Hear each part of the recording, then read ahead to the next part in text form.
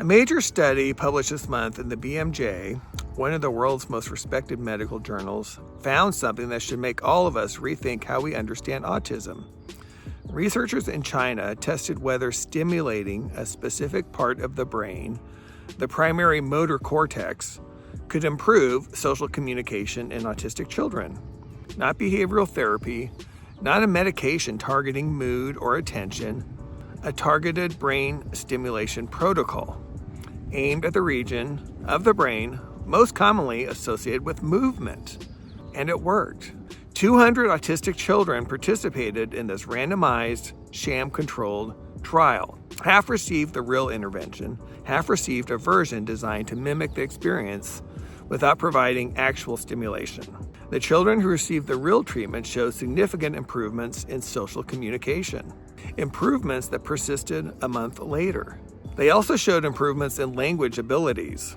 The researchers considered these results clinically meaningful, not just merely statistically significant, but clinically meaningful. The treatment working isn't even the most interesting part. Where they targeted is the motor cortex. Now, for many people, that immediately raises a question.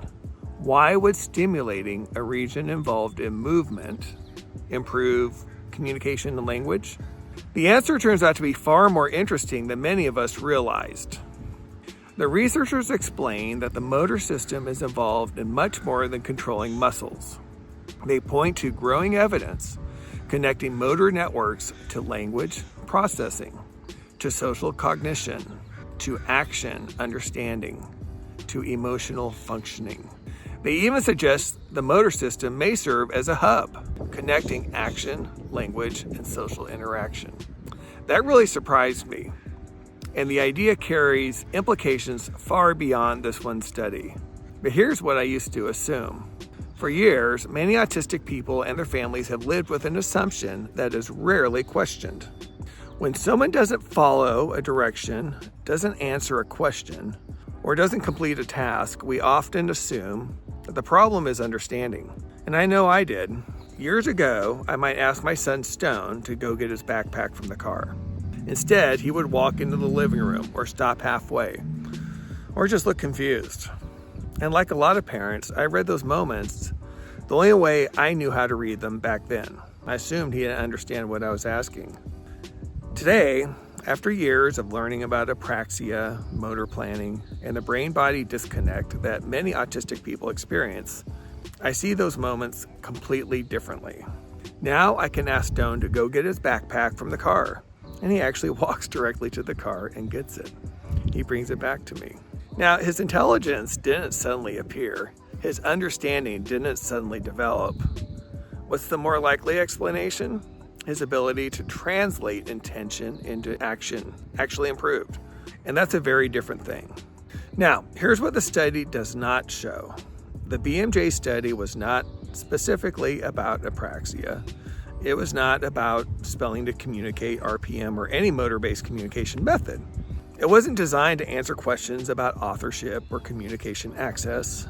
And I'm not going to pretend or claim that it did. But what it does provide is another important piece of evidence.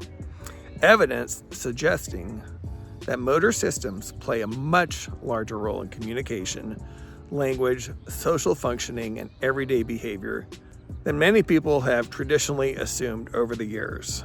And that's so important because performance and understanding, we know, are not the same thing.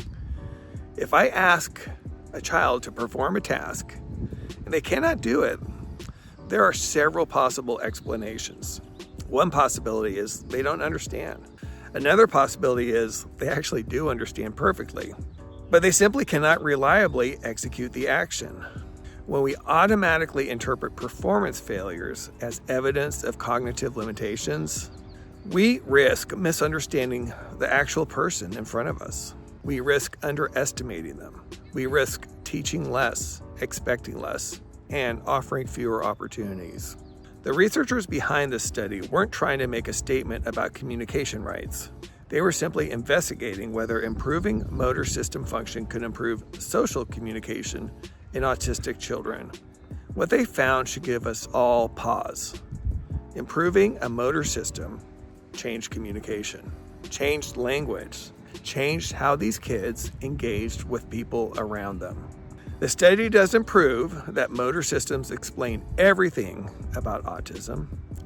We know that autism is far too complex for any single explanation, but the findings do suggest something many autistic people, non-speakers, and families have been saying for years. Movement matters, perhaps much more than we've been willing to acknowledge. At a minimum, this study should make us a lot more cautious about one of the most common assumptions in autism. When someone struggles to communicate, follow directions, or demonstrate what they know, the problem isn't always understanding. Sometimes the barrier is the body's ability to carry out what their mind already intends. And if that's true, we have a responsibility to look beyond performance before deciding what someone is capable of understanding. If this is useful to your family, your classroom, or your practice, please share it. The more people who understand this distinction, the fewer kids get underestimated because of it. If you want to go deeper on topics like this, I write about it on a regular basis at Coffer Insights on Substack. And if this resonated with you, please subscribe to my YouTube channel, Coffer Insights. I'll be posting new videos on a regular basis. The fight continues.